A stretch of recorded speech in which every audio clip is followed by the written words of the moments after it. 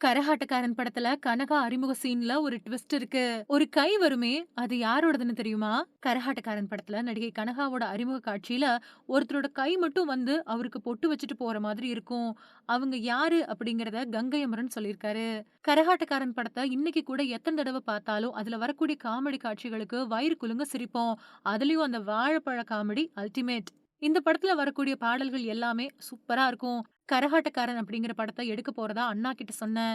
அதுக்கு அவரு அத வச்சு என்ன எடுக்க போற அப்படின்னு கேட்டாரு. அப்பதான் நான் என்கிட்ட கதையெல்லாம் கேட்காதீங்க. எனக்கு பாட்டுகள மட்டும் கம்போஸ் பண்ணி குடுங்க அப்படின்னு சொன்னேன்.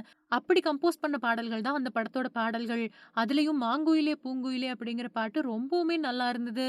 அவங்க 2 பேரும் பிரியும்போது அதே பாட்ட வரிய மட்டும் போட்டு சோகமா மாத்திக்கலாம் அப்படின்னு கேட்டேன். ஆனா இளையராஜா அந்த அந்த பாட்டு கரகாட்டக்கார கோஷ்டி கார தள்ளிக்கிட்டு வரும்போது போட்டாயிடுச்சு. அதனால மறுபடியும் போட்டா நல்லா இருக்காது அப்படின்னு சொல்லி தான் குடகுமலை காற்றில் வரும் பாட்ட போட்டாரு. ஏதோ விளையாட்டுத்தனமா இருந்து அந்த படத்த 28 நாள்லயே முடிச்சுட்டேன். பாட்டும் டக்கு டக்குன்னு அமைஞ்சிருச்சு. கனகாவ நான் எப்படி அறிமுகப்படுத்தினேன் அப்படின்னா, எங்க வீடும் தேவிகா வீடும் ராஜா அண்ணாமலைபுரத்துல தான் இருந்துச்சு. கனகா திரைப்படங்கள்ல முன்னணி கதாநாயகியா வலம் வரணும் அப்படிங்கிறது அவங்க அம்மாவோட ஆசை. அந்த ஆசை தான் அந்த படத்துல கனகாவுக்கு பொட்டு வைக்கிறது மாதிரி ஒரு கை மட்டும் தெரியும்.